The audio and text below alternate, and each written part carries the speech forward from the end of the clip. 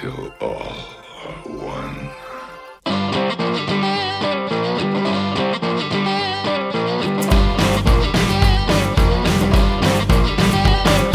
Hi everybody, welcome to a very special commentary. I've been wanting to do this one for ages, and I'm very excited about this. Transformers, the movie, one of my favorite movies, not just animated or toy movies, just movies in general.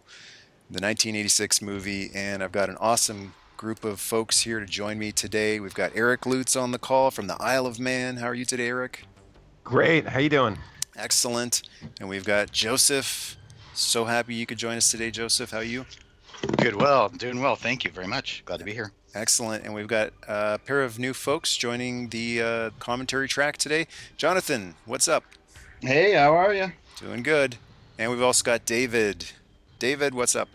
Oh, it's good. Thanks. How are you? Excellent, excellent. So we're going to cue this up, and I figured the best place to start is that lion at the very beginning that comes up on the screen. I've got him paused right at the bottom, so his feet are cut off, or they can be just a little above the bottom of the screen, or the line is just coming up. That's where we're all synchronized. I'm going to give you a countdown from 3. It's going to be 3, 2, 1, and play. Everybody ready? Ready. Ready. 3, 2, 1, play. I always loved this intro. I saw this in the theater as a kid, and it was so different from the cartoon on TV, which, you know, bang, zoom, started so quickly. This one just built the anticipation with the slow lion crawling up and all of these animated intros, and then this beautiful shot of space with space clouds or dust floating by. I always saw Unicron, and I was immediately like, what is that? Yeah, absolutely beautiful. Who else on the call here saw this movie in the theater when it first came out in 86? Yeah, I did. We saw this. We had to actually hunt it down because it was one of those movies that played in very few theaters, and we saw it at the Sunrise Mall Theater in Roseville, California. Cool. And I remember seeing it like on an afternoon and just pleading with my mom to say, please take me to see this movie. So she took my friend Ty Morris and I to go see this. It was mind-blowing. And it's such a bigger experience for kids of the 80s because you have to travel back in time, step through the time warp or jump in the DeLorean. And remember, no one had a big screen TV. TVs were small, and the biggest TV you had was like half or a quarter of the size of a regular TV these days. Oh, yeah. So going from that to this, like on a big screen in a movie theater, was mind-boggling. Yeah, I saw it in 86. At the same theater I saw Star Wars in 77. That's awesome. And I see so many similarities between this movie and Star Wars, too. Yeah. I mean, when you think about it, Unicron's the Death Star and the Emperor combined, right? Yeah, totally. Galvatron is Vader. Vader, yep. Optimus is Obi-Wan. Hot Rod is Luke. Luke. Mm-hmm. Who would be the Springer? Or the Han Solo? Would that be Springer? I don't know. Maybe Cup is sort of he's sort of the combo of the mentor and the rebel kind of figure, I guess. That's true. But unless you're going for the cool factor, then it's Grimlock. Yeah. And Unicron devouring this poor planet of Linthol. Like already, again, remember the cartoon. It was pretty intense for kids, but nowhere near what this movie did. Everyone always got up in the cartoon. No one ever died. And we just witnessed the genocide of an entire planet. Yep. Just because this guy needed a snack. He had the munchies. My friend and I went to this together. My dad had dropped us off, and we were just like, we were like, what is happening? This is believe it. Best part of the movie right here. Oh, yeah. The rock and roll going. Yeah, this is so awesome. Again, before all of the covers, you can go on YouTube today and search for countless rock, death metal, all sorts of different covers of the theme. But back then, this was it. I mean, there was the season 1 version of the theme, there was the season 2 version of the theme, and then there was this. Yep. Before the season 3 came out. And so here's a fun little Eric story. Idle. Yeah, we directly after the movie, my friend and I, Ty, went to the Sam Goody that was in the mall and picked up this score on vinyl. The collection of the soundtracks. Yeah, it was like, oh my god, this is killer. I still listen to this score when I'm at work and make other people listen to it. Oh, I love it. Nice. It is so inspiring, and I'm so glad that we're at the time period now where 80s stuff is cool again and being appreciated. Because there was a period in the 90s and even the early aughts, they call them, 2000s, where people really turned their nose up at this stuff and went, so cheese. Like, come on, man. You listen to those Stan Bush songs. If you're having a bad day in the gym, you put those on and you're gonna get through it. You can dare to believe that you have the touch. This is like, I guess in the comics Cybertron had moons, but this was the first time in animation any mention of Cybertron's moons. Yeah. That's true. They're not going to last long. I never read the comics. I didn't read G.I. Joe either until I was an adult. I always just watched the cartoons. Mm-hmm. Dude, the G.I. Joe comics were so much better than the cartoon. And I love the cartoon. Like, I really they do. really were. Yeah. I think there's merits for the cartoon, though. Yeah. Oh, yeah. I think think it's a great cartoon. I think there's a fantastic synergy with both of them. These arguments, these debates over which is better, cartoon or comic, I think that they all work together. The comic and the cartoon and the toys, they all flow together. And I got into the comics big time when the cartoon stopped. So it was a natural progression. I think the comics can be so much more enjoyable if you bring what you know from the cartoons. Yeah. Well, what I think that the comics at least seemed like they brought a different sort of maturity to the subject matter. It was like you'd read stories and things were there was that generally it's a more suggestive, say, like relationship between Flint and Lady J and things that you just didn't really see in the cartoon. Yeah. Same with Transformers. There was a lot more gravitas. The character of Prime got to have a lot more dilemmas, moral dilemmas than in the cartoon, where he had his challenges in the cartoon, but a lot of times it was fisticuffs. Whereas in the comic, he had to do certain things like surrender to an enemy in order to join forces to fight a bigger enemy, which was Unicron in the comics too. But that was one of my favorite Optimus moments from the comic, him kneeling down and surrendering to Scorponok, just saying and losing the respect of a lot of his troops, but saying this is for the greater good. Yeah. Prime always was very... He had the reading today's Transformers comics? Nope. I don't know if you do this or not, and it blew my mind because I just said why. Megatron's an Autobot. Yeah. Well, And I was like, wait, what? they need to come up with something. It's like sticking Prowl and Devastator. It's been around so long, and so many variations of the original concept have been told that they need to, up needs to be down and black needs to be white. It's kind of like that shattered glass type of stuff. So I'm not mad about it. It's just strange. Yeah, nothing surprises me when I hear stuff like that. I just go, of course. Sure, and why wouldn't Ironhide be, as big as a planet and eating other planets like Unicron did? It's just, you got to come up with some different stuff. I always kind of figure with comics, they're dealing with the fact that they have to, year after year, come up with so many different storylines and so many different things. Keep selling these books that they have to keep kind of pulling something out to try to attract readers. So, so it's kind of one of those things where I'll give them a certain degree of latitude, I guess, on that. Anybody watching with quick kids, you might want to cover their eyes for this part. This part is horrible. Who else was genuinely traumatized the first time they saw this? Me. Well, I was I conditioned. didn't actually get it. I was just like, oh, he's not dead. Yeah, He's he'll just get up. fine. Well, because we were conditioned to them getting up. Like, there were episodes where they were badly damaged, but they'd get up. So I didn't think until I saw that. That's when I got the inkling, is he dead? Yeah, Prowl's eyes smoking and turning gray. That's it was pretty just like, definitive. Oh my God, what's happening? I think he just departed his mortal coil. Like, oh no. And Ironhide being my second favorite behind Optimus, just not the most fun way to kick off the movie for a kid. I do remember some kids got up and left. They were like so scared. Their parents got up and left the theater after this. It was quite a departure from the cartoon. Good if you were a little bit older. I like the idea of a franchise growing with its audience. Harry Potter did that. You take a look at that last Harry Potter movie, much more mature than the first one. Yep. This was quite a jump, though. And that just, ugh. Yeah. Well, let's see. I was 12 when I saw this, and it didn't really freak me out. I mean, we were shocked, of course, but We always knew Megatron was ruthless, but that just killing Ironhide point blank, I know, with no effort whatsoever. Yeah. Like no effort put into it, was just so.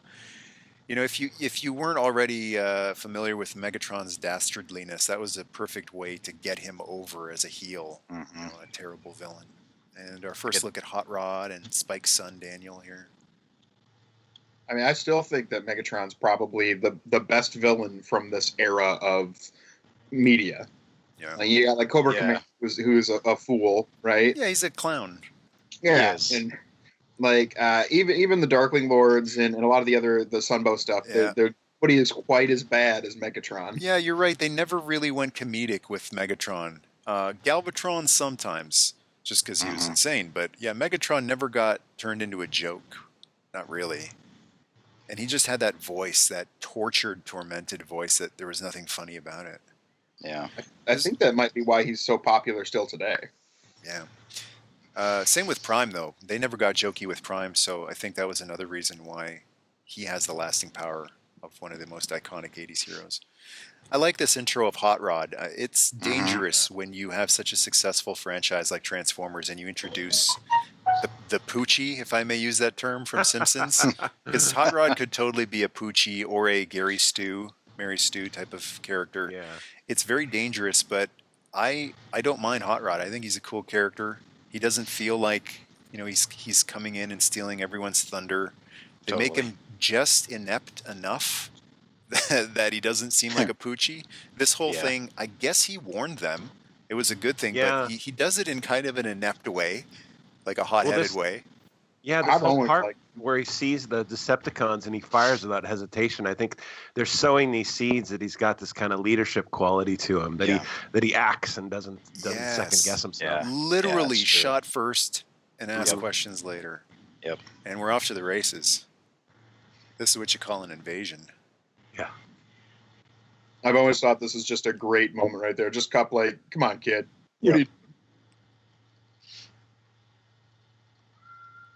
It's pretty interesting because we had been with the Transformers for 2 years by now, Yeah. And then all of a sudden, here's this new guy coming in, and you're right, Michael. They did a great job of introducing him. And making him different enough from the established characters, because he could have easily come off as a Sunstreaker ripoff or a Sideswipe ripoff or Blue Streak. He's his own guy, and there aren't, there's quite a few Autobots at this point. And to have a guy who, he's kind of hot-headed, but not to the point of, like a taxi driver type of Travis Bickle. Hey, they're all going to pay. He's just he's a nice lad. And I think they did an equally kind of good job introducing Cup and this sort of I don't know, they're not really sidekicks to each other, but sort of this partnership. And you get the sense that Cup is this old mentor kind of guy, but Hot Rod still likes to kind of get his goat, if you will. And they established that really early and well. That too. It also really works well with Cup. He doesn't come off as overly curmudgeon. It's kind of like Kirk and Bones from Trek. Like Cup isn't too crusty. He's endearing, Hot Rod's endearing, and the two of them together aren't annoying.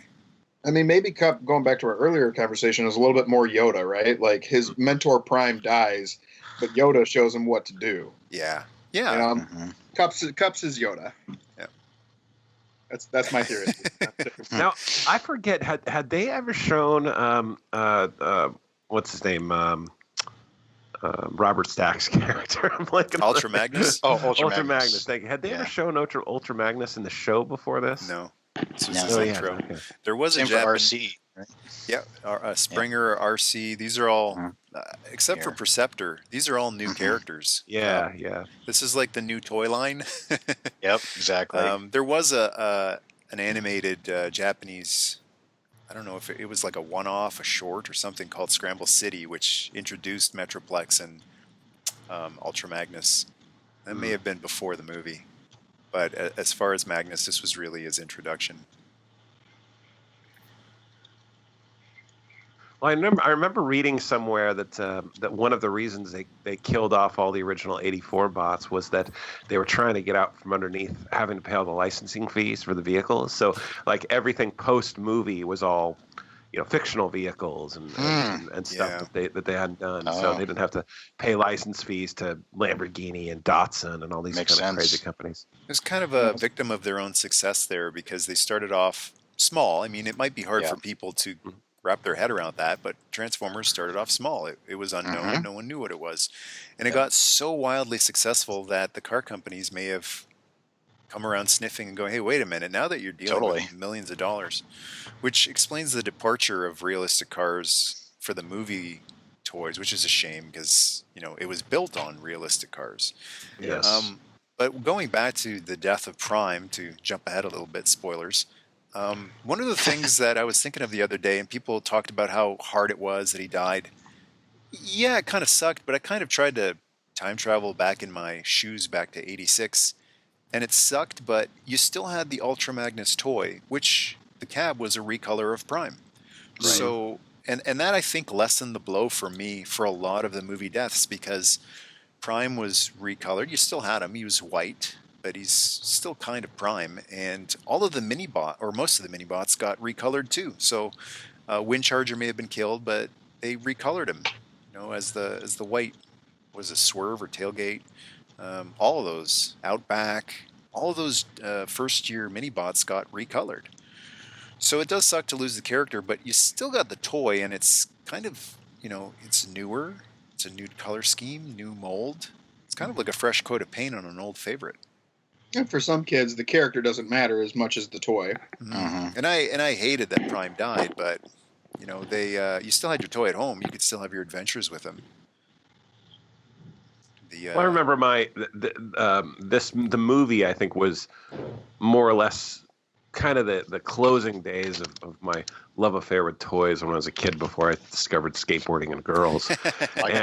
and I remember watching the show Transformers like the year after the movie came out with all the new stuff, and I remember my interest just kind of waning. It was it was like the old favorites and the old characters really kind of weren't there, and it was just sort of where I just started kind of like this isn't so great anymore. And that's what happened with G.I. Joe too for me. Same thing. The movie. Well, not the movie, but just with the 86, 87 line. Mm-hmm. It was I was turning 12 and 13 and my interest was turning to cars and girls. So. Well, I think the last G.I. Joe figure I ever bought was the Cobra Commander version 3, where he's in the kind of that armor. Oh, yeah. Yeah. Mine was a Lifeline. Oh, yeah. Yeah. I really love the sequence that it's been going so long that they had to fade to dusk or dawn.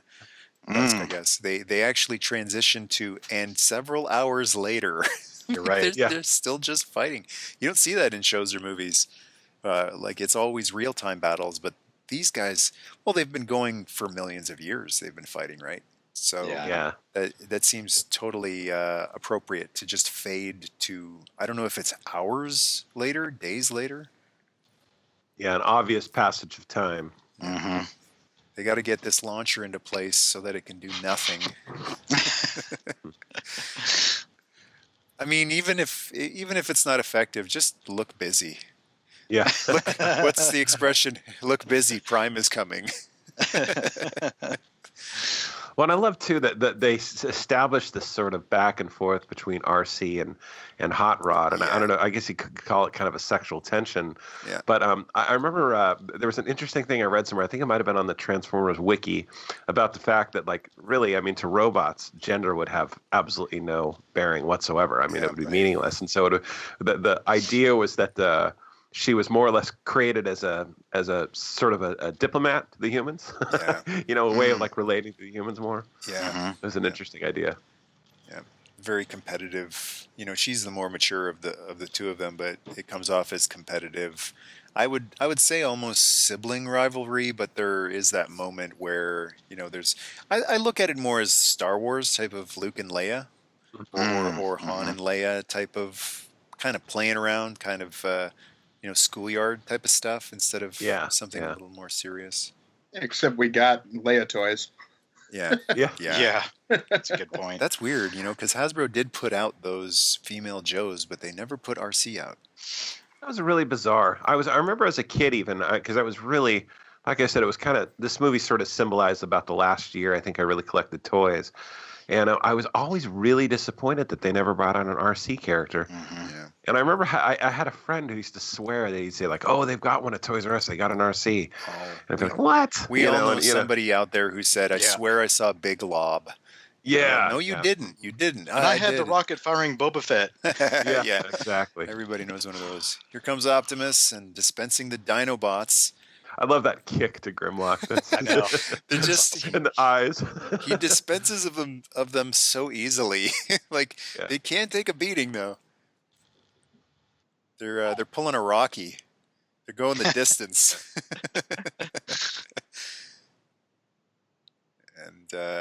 And another reason why Prime's death, was a little bit easier to take for me was what a send off. Yeah. One of the best hero last stands ever. I mean, if you are writing a movie or a show and you have created a heroic character and you want him to go out in a blaze of glory, this is how you do it. Accompanied by a kick-ass song. Yeah, you got the touch. Rolls over him in truck form, blasts off and starts blasting him with the ion cannon. One-man army single-handedly turns the tide. I mean, And what? It's not only the song and the story, but it's the animation quality. Yeah, and he's he had been established as a hero in the show, but this is what really put him over. Just Absolutely. the ultimate peaceful warrior, willing to sacrifice everything for his cause. Best quote right there. One shall stand, one shall fall. It's a very Zen mentality. He's not saying Yeah. I'm going to, he's not saying I'm going to kill them all. He's not saying give me your face. He's just stating this is the end, and he's kind of Zen about it. It's you or me, and I find that so much more admirable than I'm going to kick your butt. Yes. Prime is a very egoless character to me. Indeed.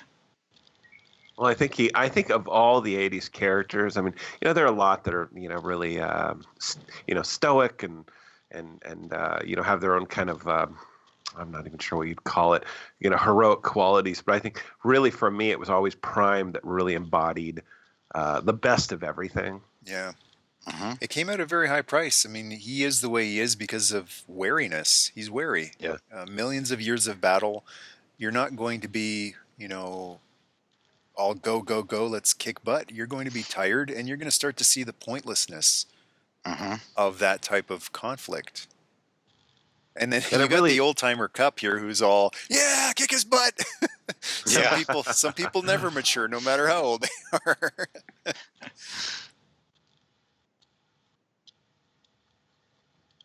And here we go, monologuing. I love the detail that some fans have either read into this or looked up. Is that Windcharger's gun, or there's like a specific Transformer who that gun belongs to? Like totally inconsequential, but some people know whose gun that is. And like I said, Hot Rod ain't no Gary Stu. He means well.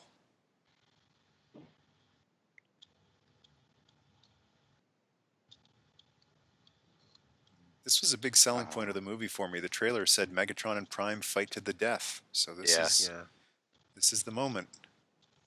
And the great thing is, even though they described it as a fight to the death and there must be one winner, even Prime foreshadowed it, saying one shall stand, one shall fall. Here's the swerve. Here's the subverting audience's expectations, but in a good way, not a disappointing way. Here's a draw. Here's a tie. Yeah. So some could argue Megatron ultimately won because Prime died and he was reformatted as Galvatron. I think more it was a tie because Prime had a really good send-off, passed the Matrix on. Ultimately, his team won. Megatron was recreated, but less than he was. I love what they do also is when they when Prime dies, spoiler alert, he's surrounded by these Autobots that all love him and It's respect family. him and everything. Yeah. Yeah, it's family. And then you see when Megatron's Yes. dying, they're just all turning on him. Treacherous It's like, scumbags. yeah, I'm leader now. It is a really good comparison. The yin and yang of the Autobots and the Decepticons. And I wish more people would take that to heart. That the people who really love Megatron and think he's awesome and try to emulate him, just remember the final moments of each guy.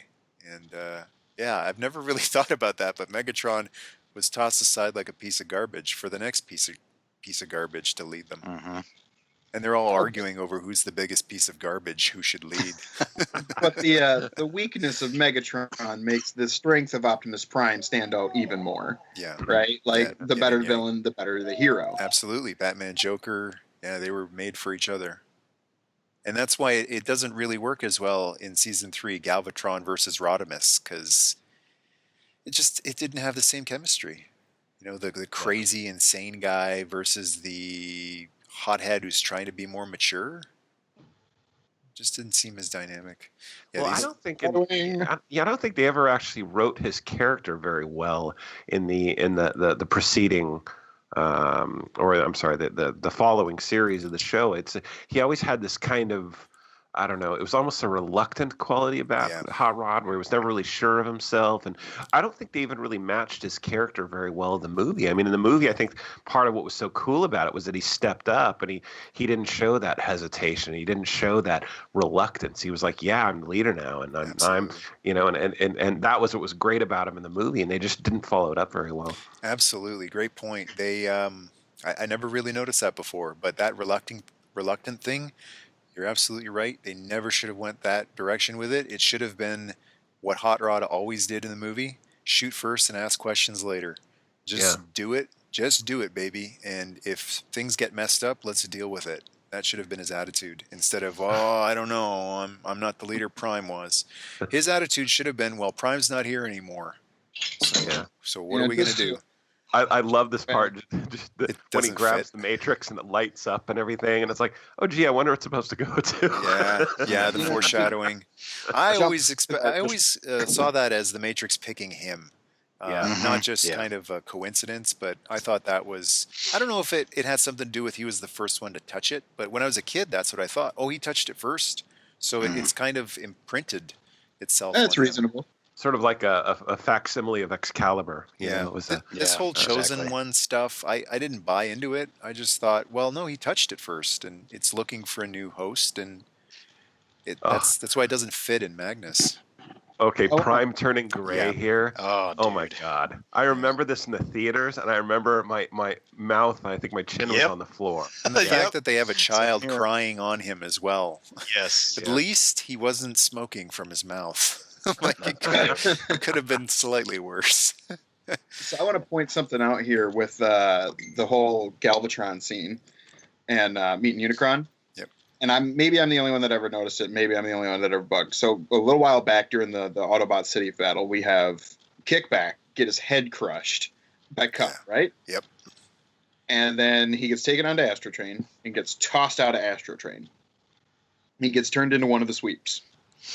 Later, on the Junkion planet, I can't remember if it's Daniel or if it's Springer, but one of them just takes out Kickback, and I'm like, wait, what? Well, he's there in that battle. There's dozens of Insecticons that all look alike, though. They clone themselves.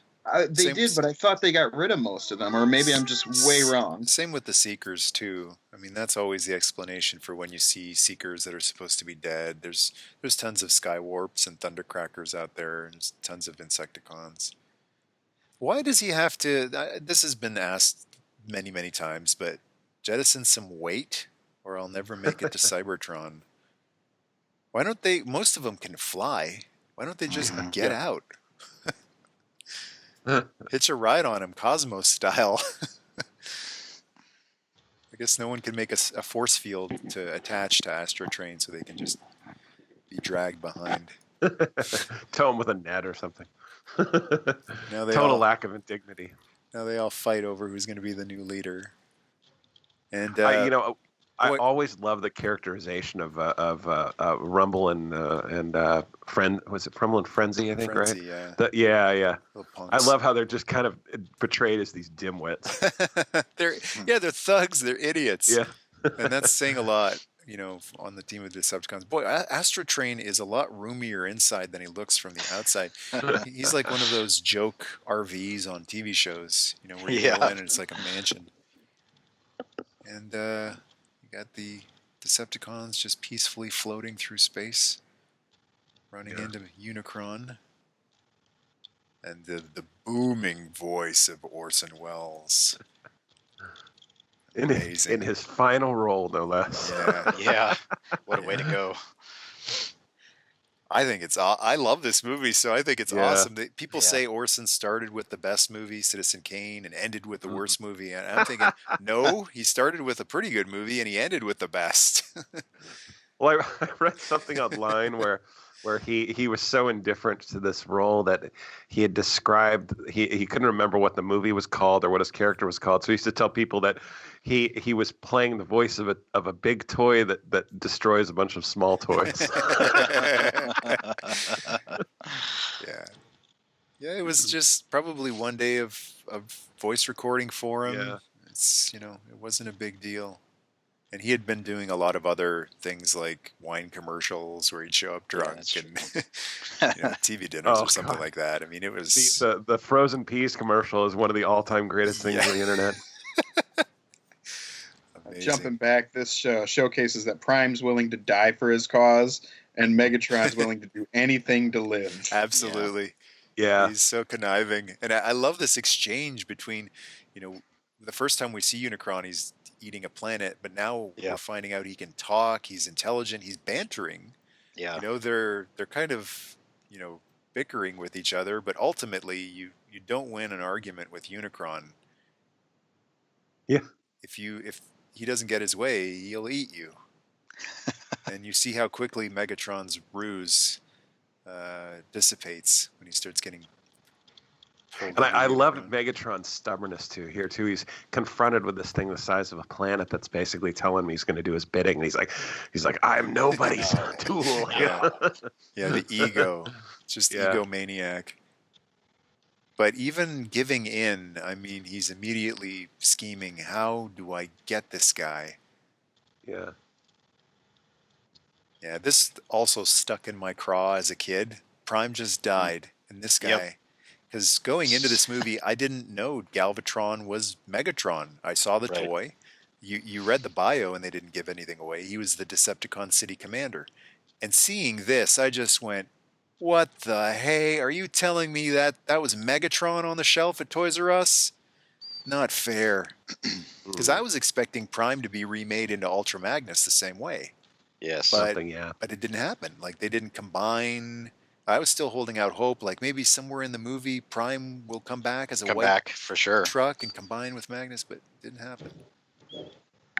There was a kid in my neighborhood that he was Japanese and he used to go back and visit his family in Japan all the time. And he used to always bring these toys back, and he was, of course, the envy of the neighborhood. But one of the times he'd gone back, he brought back this blue Optimus Prime that combined with the trailer, and I mean, that's all we knew of it because nobody knew what Diaclone was.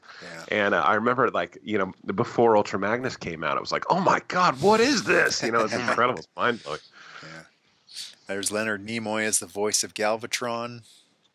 Quite a stretch from Mr. Spock. Yeah. But performed amazingly. Oh, yeah. He's one of those actors where I think he honestly gives like 110% for every little thing he's ever done. I mean, all the voiceover work he's done, anything. It's like Leonard Nimoy is so distinctive. Yeah. Yep. Now, he was great, but I think in the long run, it would have been better to not do the stunt casting and just let Welker do Galvatron in this movie like he did in the season 3. Same with, bringing in Robert Stack and Lionel Stander. I mean, did anyone really go see this movie because, oh my goodness, Lionel Stander does a voice? Right. Eric Idle, what? I got to see this thing. Yeah. John Machida. Well, they kept him for season 3, but Yeah. Even as a big Star Trek fan at 12, I wasn't like, oh, Leonard Nimoy's in it. I have to go see this. It was all about the Transformers. I didn't care who voiced it. It's interesting that they felt the need to bring in the big stars, and there you go. Bye-bye Starscream. Another brutal death in this movie. It's awesome. This part, I remember people were actually cheering in the movie. Yeah. Oh, yeah. Oh, he deserved it. He deserved it. Yeah. Especially after his treachery. I was super happy to see them bring Nimoy back, though, for the movie later on. The third Transformers movie. Fallen, right? Wasn't he? He was Sentinel Prime. Yeah. Yes, he was Sentinel Prime. It's interesting they felt the need to bring in these superstars for the movie. They did it for the GoBots movie too. And as the years have gone by, these amazing Sunbow voice actors have been recognized and appreciated for their true talents. So they had it at the time. It's just no one felt like, oh, they're all you need. But I love the fact that they can all go to the conventions now and be headliners because they are that good. They were that good. And they're getting their just due finally. They're getting the due that Lionel Stander and Robert Stack got in '86 over top of them. Yeah. Rest in peace, Chris Latta. Yeah. Oh, my God. One of the all-time greats. Now, Michael, you said you'd met Frank Welker, right? No, Dan Gilvezan. Ah, Dan Gilvezan, okay. Bumblebee, yeah. Great guy. Oh, nice.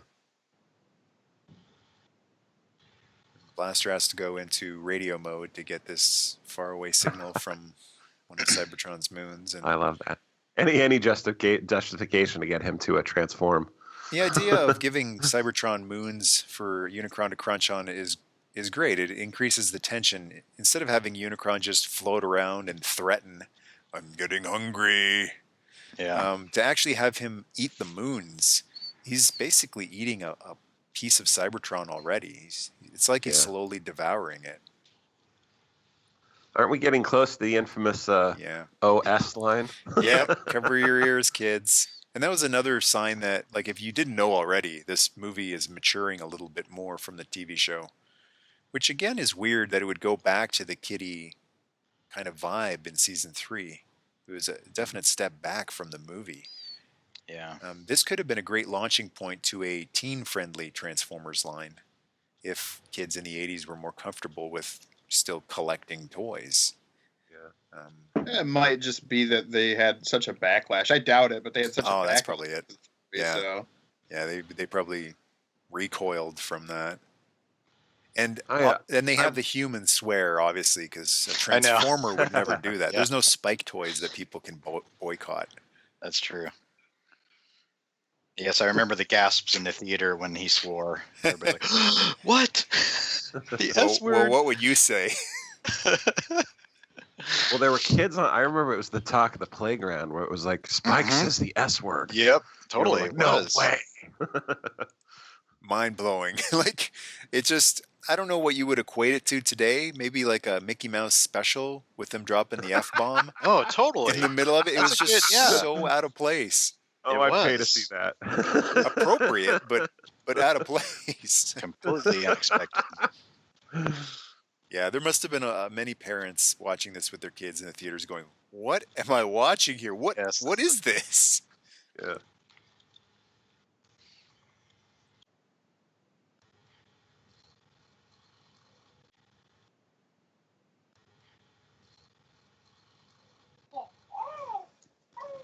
The Dinobots, they just don't get...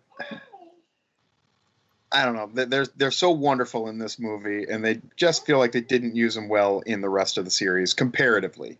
Yeah. Well, they even left one out completely out of the movie. I think Snarl isn't in it. Maybe just for a frame or two by accident here or there. But yeah, just 4 Dinobots in this movie. Oh, yeah. I never noticed that. I never noticed that at all. Yeah. There were some, I guess, communication continuity issues between the studios doing the show and the movie. So yeah, Snarl's there for a sec. Just in the shot of the sweeps attacking. And odd that Galvatron, just making sure we're all still synced up here. Galvatron is attacking the Autobots. And they're trying to get on the ship. Yeah, so odd that Galvatron fits in Cyclonus, that he's this gigantic fighter jet. He's much bigger than, like a Seeker. Here's a little moment between Hot Rod and RC. You better stay close to me.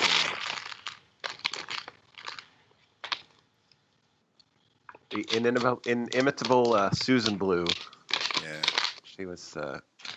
She had such a distinctive voice. The Dinobots are so great with anybody. You put them with Blur, you put them with Cup. They just, their personalities are great with any other personality. You could put them with the prissy bots like Sunstreaker and Trax. With the incredibly serious Magnus, they could drive Magnus nuts. Like, it's just great. Yeah, I must have been way off sync. I had to pause for a minute there, Jonathan, because it sounded like we were skipping ahead, so I paused for a few seconds. Yeah, it might be different frame rates. Mm-hmm. Sync everything up, but we mostly go off into like tangents and segues, so it's not like we're not giving play-by-play, blow-by-blow commentary here. It's more about thoughts and memories and opinions. That, and I think we've all seen this movie, so yeah. Get your noodle out of my face. There's World War whatever it is for them, 9 million, and Grimlock wants to hear about Petro rabbits. They're all just, some of them are just so used to war that there's no urgency anymore. Yeah, I always really liked how they always portrayed the Dinobots as typically in the dinosaur form. I mean, they really did not turn into the robots very often. No, they mentioned that in one of the episodes that they're only vulnerable in their robot mode. When they're in dinosaur mode, they're almost invulnerable. So why wouldn't you stay in that mode for stay that way? And they seemed a little more intelligent, civilized when they're in robot mode. Mm-hmm. Just more willing to discuss things, but when they're in dino mode, it's just smash. Yeah, Grimlock seems a lot quieter when he's in robot mode. Yeah. And that's pretty much it for the RC and Hot Rod type of blooming relationship. And for the rest of the movie, it's RC and Springer. So that's why I see Springer as the Han Solo of this movie. Okay, yeah. If there is any kind of a triangle there, then Springer is the one who really ends up with RC. Not that they dedicate much time to that, but it's nice that, at least they have a female Autobot this time out. I mean, I loved her so much. I actually wanted to, I've considered a few times picking up an extra Blur and repainting him just because I want that vintage RC in my collection. Yeah, that'd be an interesting, that'd be a good repaint for, I know E-Hobby used to do those repaints, like Cup repainted as Orion Pax. That'd be an interesting one.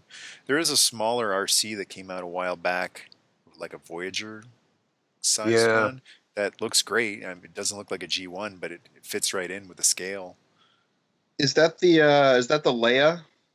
Or is Leia the one that's Masterpiece size? Leia is Masterpiece size. The one I'm thinking was an actual Hasbro. And then Takara did their own with a little more tune-accurate colors. But she's about the size. That was part of the Classics line, right? Wasn't that one of the Classics? I think so. Yeah. Yeah. Yeah, she's the size of Springer. G1 Springer. I know so many third parties have done versions of RC, and I would have to imagine there would be somebody would be smart enough to do like a vintage style RC. It'd be interesting if they put one out for the Walmart reissue line. As they're doing all of these straight up reissues, if they would actually do a brand new mold of what never was a G1 style RC. I don't know if there's a market for it anymore though. If people will look at it and go, ugh, that looks so old, and miss the charm of it. Well, when I was in Florida a couple weeks ago, we'd stopped by a Walmart, and I'd actually heard that they were doing those vintage reissues, and they had one of the Primes there that didn't have the trailer; it was just the cab only. I went, oh my gosh, I got to buy this! Yeah, and I took it to the register, $50. Yes, ridiculous. Try like, 70 in Canada. 70 or 80 here, it's insane with no trailer. Now, really cool that he's in a box the size of a Prowl or Hound, but wow, that's much more than it needs to be. Dude, they're still sitting on our shelves at Walmart. Only one has sold, and they've been out for over a month now, and that's unheard of here. Yep, same here too. They brought out it was the Toys R Us commemorative reissue G1 Optimus Prime a while back, and it was the score of the century for me. I found it at Toys R Us, and the box was all mashed up, so it was in the clearance aisle for like $12. Oh, I was like, oh my god! Wow, yeah, couldn't pass that up. I was like, that is awesome. Yeah. I mean, because I take stuff out of the box anyway, so I didn't care. Yeah. But, Yeah, the reissue line is really cool, but it really only markets to collectors like us. Mm-hmm. It's such a shame because kids could be having just as much fun as adults today had as kids. Dude, they're great toys. The biggest problem is kids have too many choices now. They didn't have, like, back when we were younger, Transformers was on at 4 o'clock and everybody watched Transformers at 4 o'clock. Now with YouTube, you can go home and watch whatever you want. That's true. And so they don't have this almost high school or middle school water cooler moments where they can just talk about G.I. Joe or Transformers or Gem or whatever it may be. Yeah.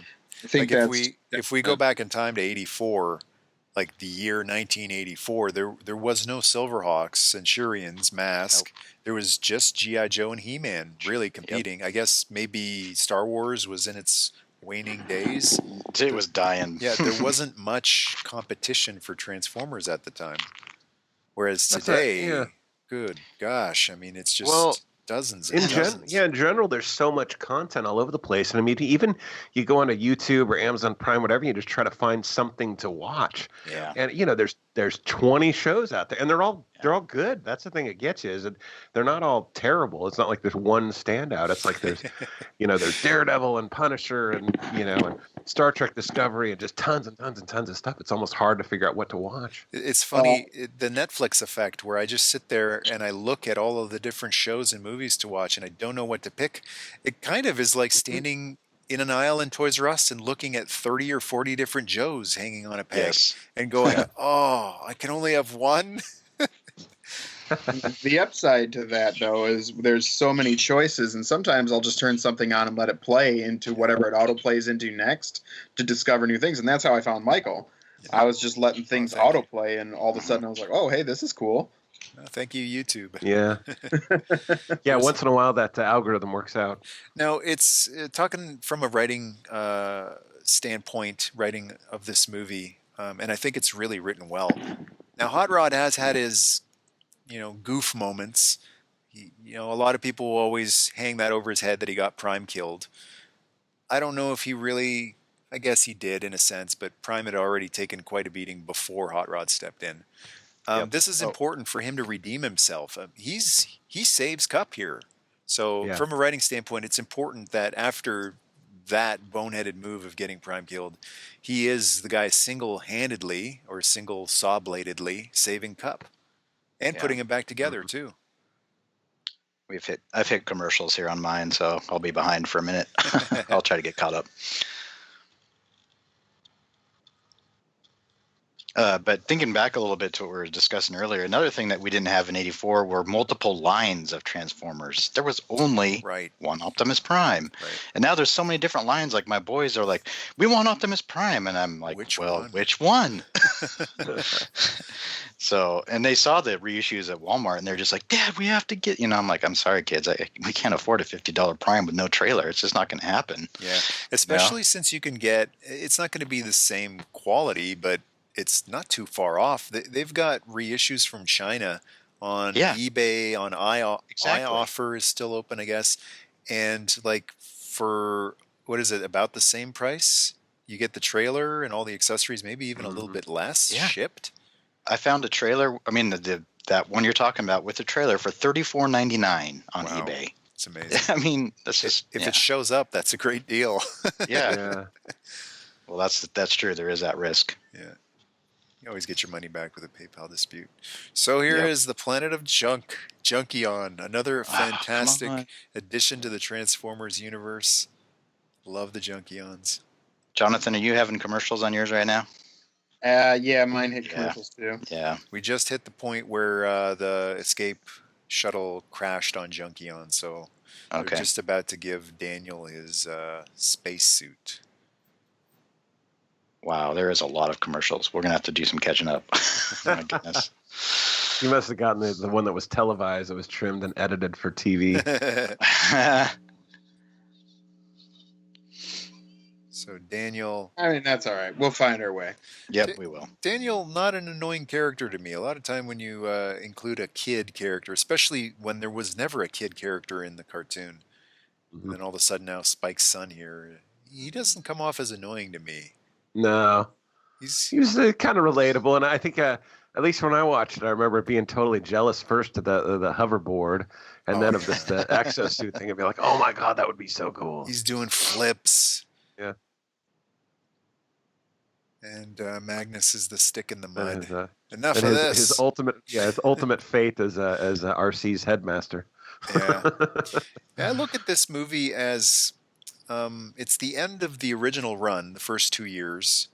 And it's the beginning of the gimmick years, as I call them. So even though 86 didn't really have any gimmicks, it was, 87 was the Headmasters, and then you had the Target Masters, and the Power Masters, and the Pretenders. So this is, to me, kind of the launching point of the more out there, moving away from those licensed realistic cars moment. And I like it. I like that it's an actual definitive period point. There's people who want things to never end. They watch something and they say, I hope they do another. I can't wait for the sequel. I can't wait for the next season. And they're just always looking ahead and never right at what they just experienced and savoring it. So as a fan of things that are finite, like I'm fine with Inhumanoids never coming back and Visionaries never coming back, because I just like what came out. And I like re-experiencing it. I like that this movie is kind of a period to the first 2 years of Transformers. It's a great way to go out. Yeah. Well, it hits that whole theme too of, a lot of times, something new will come out, or it changes something existing, it's kind of established, and people are kind of resistant to that because it's too different and it's too different. Yeah. But on the other hand, you see things that something totally new comes out, and a lot of times it gets kind of completely ignored. And you see a lot of movies nowadays. Like there have been some great sci-fi films and great genre films that have come out in the last 10 years that were more or less completely ignored. And people gripe about like, oh, there's 10,000 Marvel movies that come out, and that's all that's coming out now, superhero movies. And it's like, well, that's what you're seeing. That's what you're telling people you want. So it's it's like on one hand, something new comes out and it's ignored. Yeah. So what do? You mine the old stuff and try to do something new out of that, and sometimes it works and sometimes it doesn't. Yeah, there's been some really good original stuff. Oblivion was fantastic. Well, just to name two Tom Cruise movies, Oblivion and what was Edge of Tomorrow. That was the one on the tip of my tongue. That's one of my favorite sci-fi action films of recent years. I love that movie. Yeah, so it's good. Just I always encourage people to think for themselves. Don't just go by box office mojo to decide what you like. Yeah. And there are a lot of bombs, so-called box office bombs out there that I love, because I don't care what the box office is. There's a lot of box office bombs out there that are now fan favorite movies too. Yeah. John Carpenter, right? He's a legend, but all he ever did really was bombs, and that's why he, I think, stopped making movies, because he just got sick of making great movies that no one watched. Yeah, like Big Trouble in Little China. Oh, one of the best. Totally. That's one we need 100%. To do commentary for. Oh, that'd be great. I'd be so on that. That's one of my top 10 films. Yeah. To be fair, if we did commentary on that, it would probably just be quotes. Yeah. This is quite the judging system they have here. They're dropping people into the pit, and they're innocent, and their release is death. Like, really twisted planet, as Cup calls it. And we see the survivor of that first planet. So tying back to the very beginning of the movie, this poor schlub whose whole planet got eaten, and this is what he survived to see. Just this awfulness.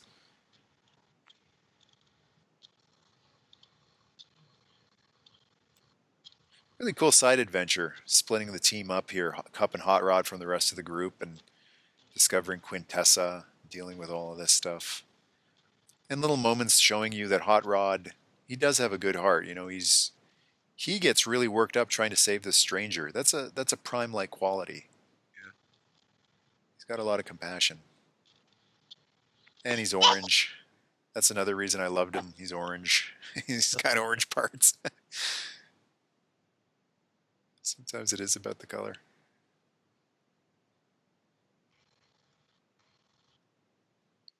I don't remember if his name is it Kranex? Yeah, I think it's Kranex. I like that his final act was just contempt for the court. Yeah. Not going along with it. He didn't, he didn't pander and beg. Yeah, spare me this mockery of justice. Yeah, great line. Great line. Yeah. Then you got the Dinobots. Boy, if you're depending on these guys to save your bacon, you're in some trouble.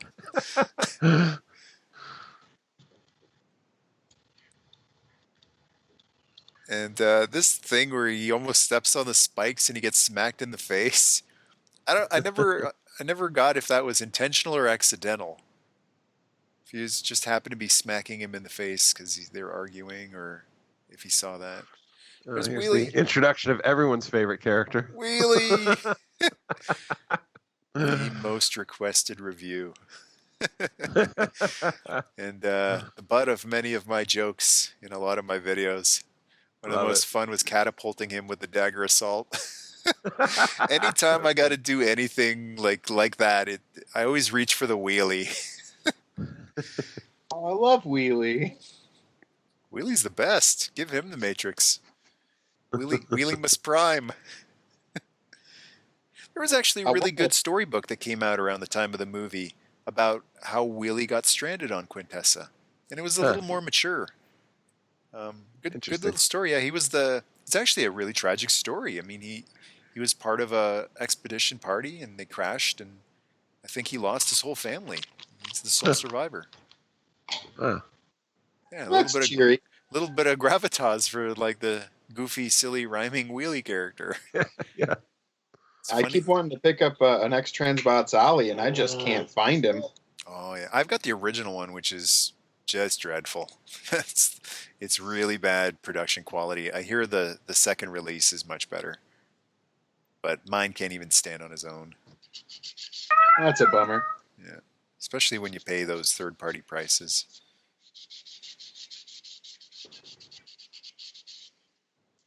Are you sketching Unicron, Eric? No, I should make that one of my next ones. Yeah, that'd be wild. Have him eating I don't know, eating a Big Mac or something. Yeah, it's a good idea. Well, I always try to look for themes, and hey, he could be snacking on Mac tonight. There you go. One of Earth's moons. There you go.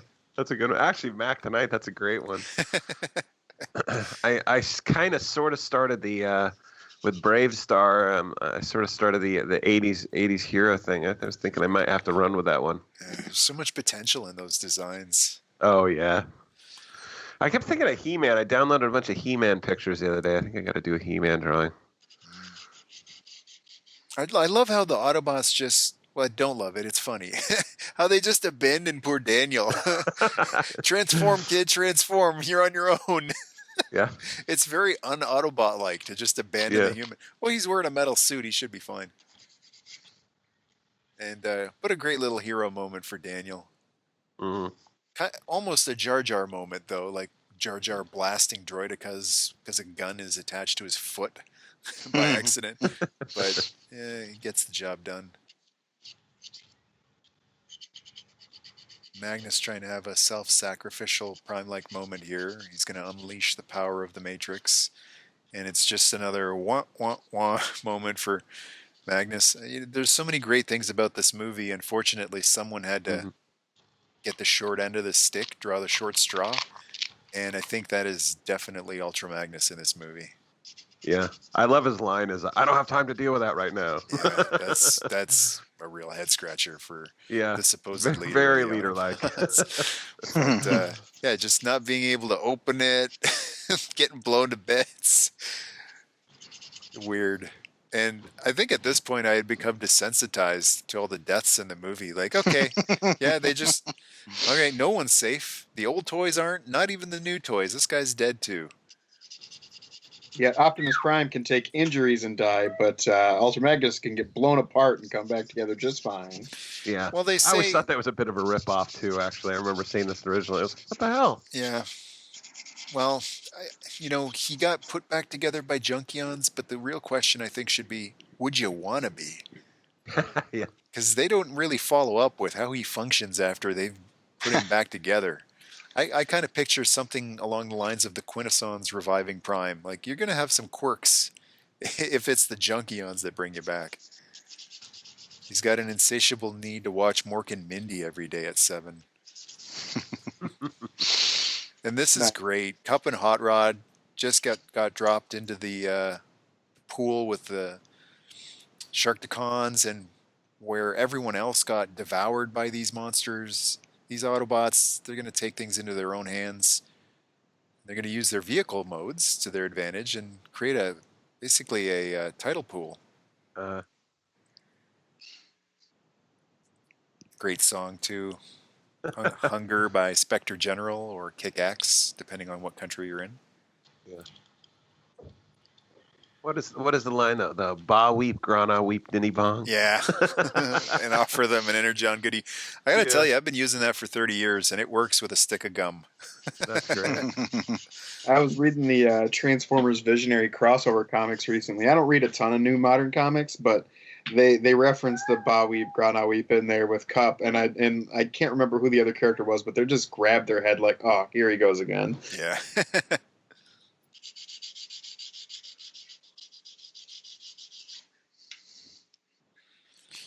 And I love that Hot Rod has the exhaust guns on his wrists. Cup doesn't, so he just tears a tail off of a Sharkticon and beats them with it. It's like that old line, I'm going to tear your arm off and beat you over the head with it. The punch in the face and the teeth slowly falling out. Yeah. Just a great fight scene. Like, these are all things that made me a fan of Hot Rod too. I couldn't get too down on him because he was just so cool for the rest of the movie. Yeah. He's definitely cooler than Falcon. Yeah. His counterpart. Yeah. Good old Don Johnson. Grand entrance. Grand entrance by Grimlock. He just looks twice as big as all the other Dinobots. And once again, the equalizers. Earlier on, they took Devastator out of the equation, and this time the Sharkticons are made short work of. Great shot from inside the mouth of Grimlock. Yeah, really good. I'm finally caught up to where you guys were. I've been lost for the last 10 minutes. No problem. It's okay. King. They took that king thing to the extreme in the comics by having Grimlock actually wear a crown. Oh, wow. Yeah. When Prime died, they made Grimlock the leader because he was next in line of command. Yeah. And it went to his head. So he actually started wearing a crown and basically became a tyrant. Oh. A big idiot tyrant. The masterpiece comes with it, I believe. Yep, that's what that reference is. I love how he just immediately befriends Wheelie. He cute.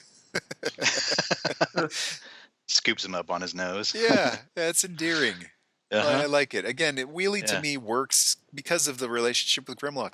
And those Dinobots, I mean, that's proof right there. I was saying earlier, the Dinobots just have chemistry with every sort of character. I mean, they're great with Wheelie, so what more can you say? They could probably make Jar Jar Binks work. I kind of say the Grimlock Wheelie thing is like a pet-owner relationship, but I don't know who the pet is, and I don't know who the Right. That's a great way of putting it. Yeah. Yeah, and also just, you put Greg Berger with Frank Welker and magic's going to happen. I think Greg Berger is the voice of Grimlock, I think, right? So the survivors of the Decepticon attack now have to deal with these Junkions. Yes. And to the tune of Weird Al Yankovic's Dare to Be Stupid, which is the perfect Junkion theme song. And there isn't really high tension here. I mean, they're getting pounded, but the Junkions are so goofy. I just don't buy that the Autobots are any real danger here.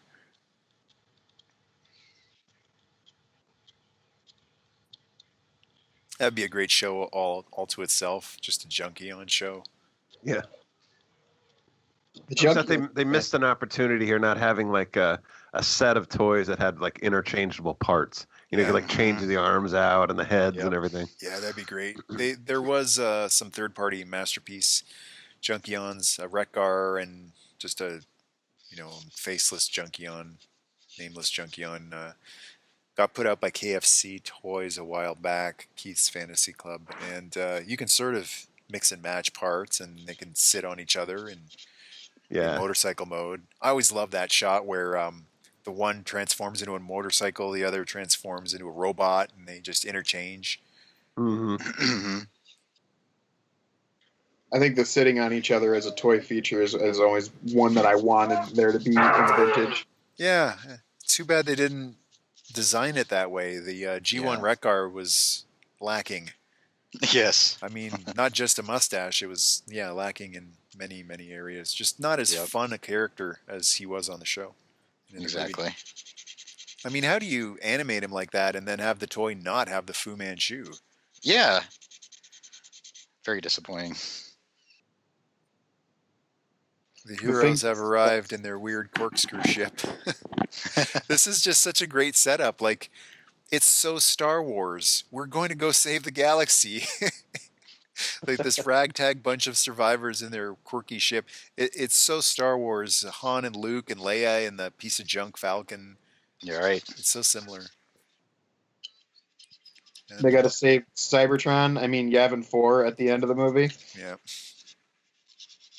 At least in this version, like, we are familiar with Cybertron and we're actually invested in its survival, whereas with Star Wars, who really cares if Yavin got blew up? It was more about saving the people on it, but you kind of wonder, why didn't they just run away?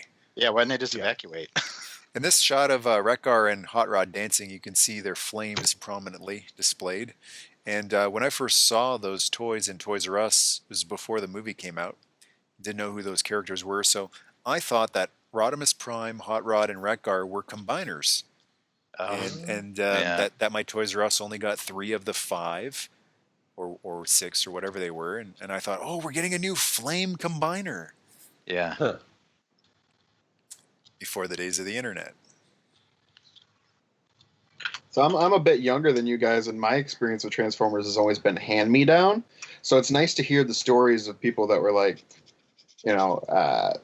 in the stores, seeing them at the time, because I was born in '82. That's where you got your news, at the store. Mm-hmm. Totally. Taking a toy off of the shelf and looking at the back, especially for Joe's, those little pictures on the backs of Joe's. Oh, that's who's coming. Yeah. That and the little catalogs you'd find the new ones. Yes, and then a lot of times you might see the commercials for the new ones in the regular show before they actually ever showed up on the show. Well, I remember that experience with Joe's because that line ran so long, and I think that's why I love it so long, because it hits so many people. But with Transformers, I only got hand-me-downs from my brother, who's 10 years older than I am. Oh, yeah. So they've revived Magnus here, and they've cut out the line where he goes, "I don't feel so good." I think my carburetor is now VCR.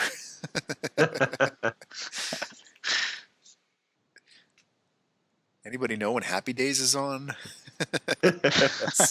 Satisfaction guaranteed. And if the corkscrew ship wasn't quirky enough, here's literally a piece of garbage. I use that expression a lot, to describe the villains and stuff, but this is literally a piece of garbage that can fly. The Junkion ship. It's got a big satellite dish on it.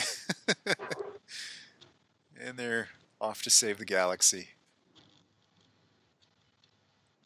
This is a cool little scene here too. Galvatron standing up to Unicron. Mm-hmm. Now his master plan has finally come together, and he's going to destroy Unicron with this Matrix. Wah, wah, wah. You will do my bidding or taste my wrath. I guess he didn't really plan this ahead. He stood there and watched Magnus fumble with it, and he figured, I'll be able to open up, no problem. Anybody got a crowbar? Wonder what would happen if Galvatron shot the Matrix, like in cannon form. That's a good question. I mean, if it disintegrated Starscream. Yeah. Makes you wonder if the shell is coated in some sort of superpower. Oh, that's a cool shot there. I never noticed that before. All the times I've seen this movie, as Unicron is transforming and one of the shots of his hand is opening up, in the foreground, Cybertron is coming towards us. Mm. Or in the background. Really beautiful. This is how you transform from planet to robot. They just take their time and cut to shots of Galvatron crapping himself.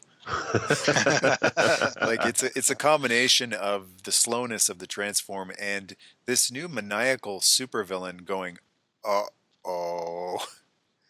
And you can really see the beautiful detail in the background in the Blu-ray of not just the stars, but like the star, I don't know what you call it, star webbing or star dust in the background. Looks like Dust just is wisps of stars. And we get to see Shockwave for a fraction of a second there. Oh, there's the 85 Seekers attacking. Yeah, just chaotic. Gulp. It's always such a great scene and has like just overall in this movie the animation is just gorgeous comparatively to the television show. Yeah. Yeah. There's only like a couple little parts that bother me, but I mean that's nitpicky, right? Yep, can't do that.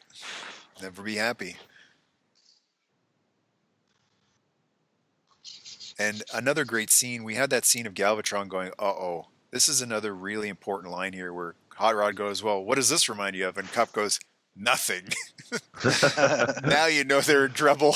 Like, what? Nothing. Never seen anything like this before. And then Dare comes back in, which is, to me, Hot Rod's theme. And like we said earlier on, Hot Rod is a just shoot first, ask questions later type of guy, which was sorely lacking from Rodimus in the third season. But he just pulls on that stick, and he's gonna smash right into this thing and deal with it as it comes. Very brash, but effective. Yeah, I love it. It just goes right through his eye. I love how he timed that so perfectly to match up with Dare as Stan Bush. Or maybe that was the editors. And they get separated from Hot Rod so that he can have his standoff with Galvatron. That was one of the things I really liked about this movie, too. So many movies end with the hero versus the villain at the very end. And I did not see Hot Rod being the hero of this movie. No. He's in there, but to me, he wasn't any more special than Springer or Blur. And you've got like this kind of regular schmo facing off against Galvatron. I thought, well, their goose is cooked. This guy doesn't have a chance against Galvatron. I mean, without the Matrix. Like it should have been Magnus. Magnus is the red herring in this movie. Like, yep. I was led to believe, well, it's gonna obviously be Magnus versus Galvatron. Yeah, exactly. At the very end. But Magnus is off with the Junkions out in space, doing nothing. So again, he gets the short straw. At the expense.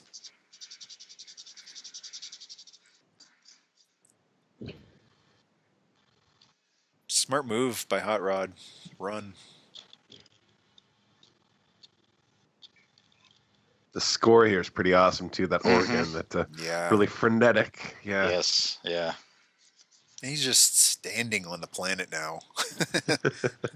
Not sure how that works in space, but he's just standing, and the Dinobots, bless their hearts, giving it their best, doing what they can, kicking butt, smash, literally. Smash. Yeah, that's cool. There they are in robot form. Literally kicking butt. Yep. They're attacking his rear end. Why wouldn't you? He has to sit sometime. Probably has never sat. And he just shoos them away like bugs. But a nice little shot just to remind us they're out there. They're doing their best. I mean, it's a little more to do than Magnus got. It's really strange that Magnus just got deregulated to, like, you don't even see him. He's just in a ship somewhere. kind of strange. I guess they didn't want him stealing Rodimus's thunder in that final shot where they're all rolling out, or having like some confusion over, well, who's the leader? Who should say the line, transform and roll out? Because Magnus does have the endorsement of Prime as the new leader, so Yeah. they didn't really want to get into that in this movie. And another separation of characters. That's happening a lot in this movie. People getting split off. But Daniel gets his little hero moment too. I think the split off worked really well. It gives everybody a chance to shine. Yeah, it's important in an ensemble cast to give people their own moment.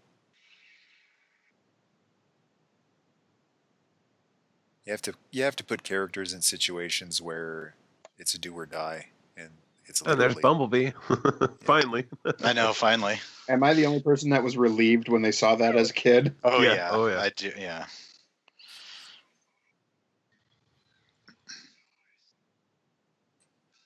This is high tension right here. It's not just his friends; it's his dad who's about to get dropped in an acid pit. Especially since, like, who knows how many hundreds have already been dropped in there. Mhm. So Hopefully for us, not Autobots. yeah, it was a kind of a bittersweet moment for me because he saved them, but how many hundreds just died? Yeah. Brutal way to go. We literally saw them melting in there. Good strategy by Hot Rod, hit and run. Yeah. If you're smaller, if you're overpowered, you got to do what you can, play your strengths, Always move after a hit. Move. stick and move. It's like the rematch, Rocky versus Clubber Lang. Mhm. Yeah, you're right. Stick and move. Flip the jab, Hot Rod, flip the jab. Gosh, I haven't watched a Rocky movie in forever. They're so good. I've been going through them again.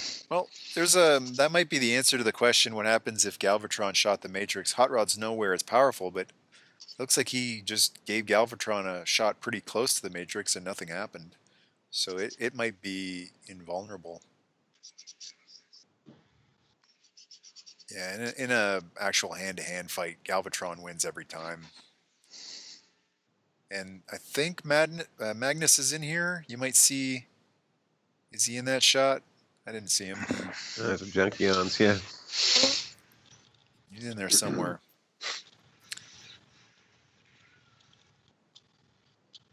Doesn't even know his name. The indignity. I don't know who you are, but I'm going to kill you too. And just brilliant.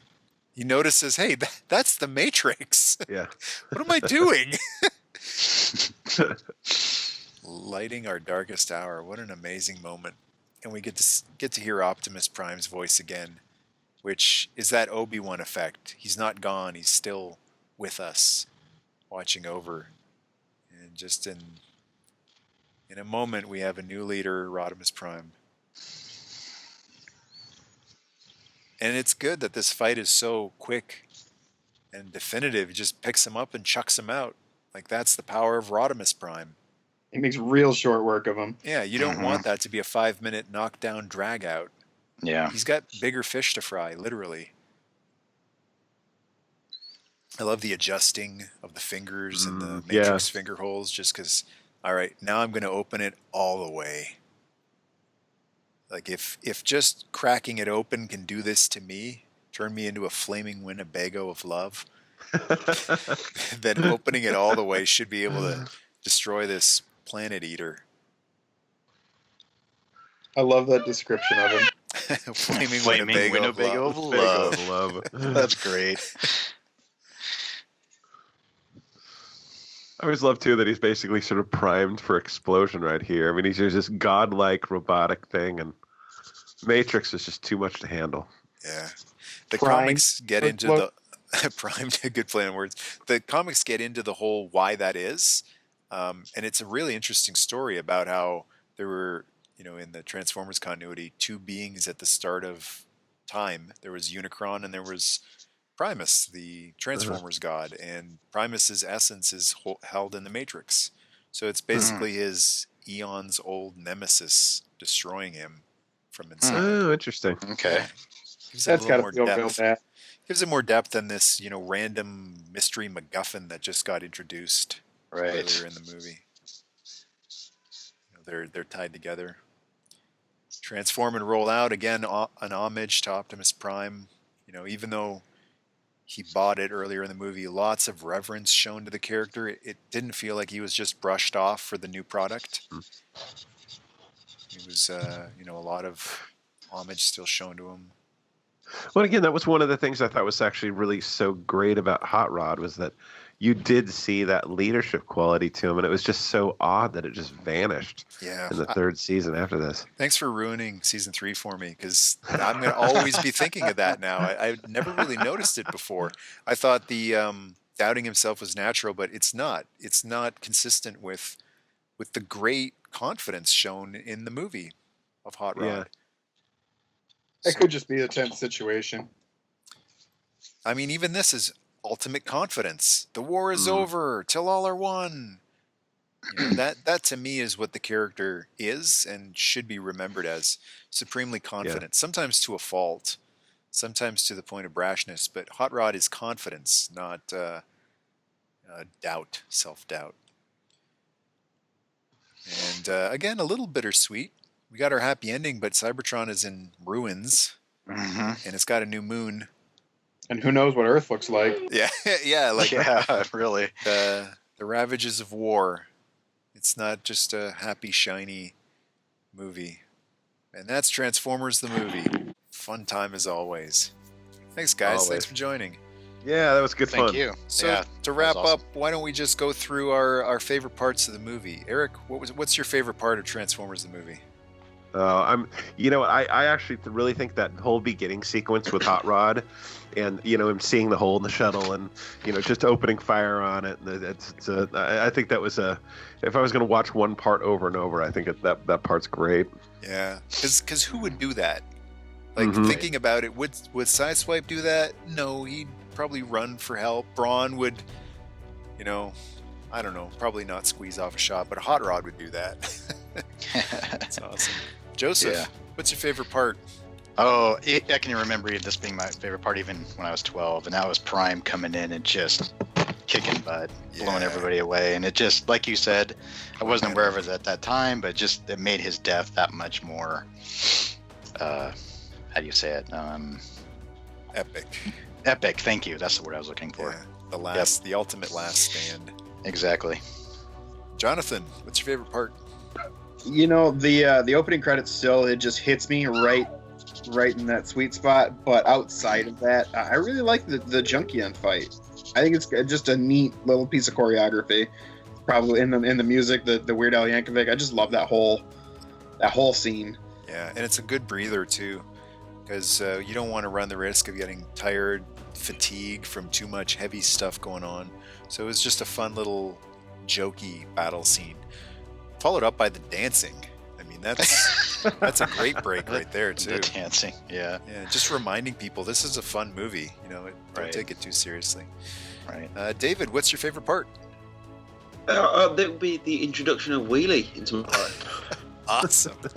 Nice. Can't live with that.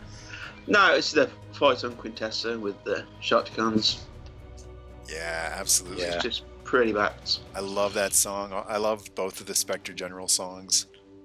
I just love the soundtrack. It's great gym music. Yeah, I'm gonna have to put it on today when I, go hit the gym. It's always so invigorating.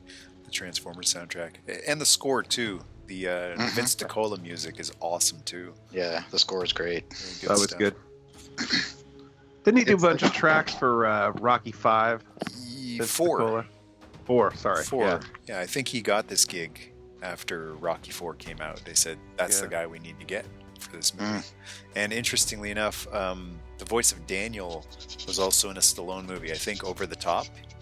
He played really? Stallone's kid in that movie. Yeah. Oh, okay. Yeah. I didn't realize that was that actor. Yeah. So that has been the Transformers the movie commentary. It's been a blast. Hope you guys had fun too. Thanks a lot for joining, and thanks everyone out there for listening. And we will be back soon with a lot more commentaries for classic 80s animated shows and movies.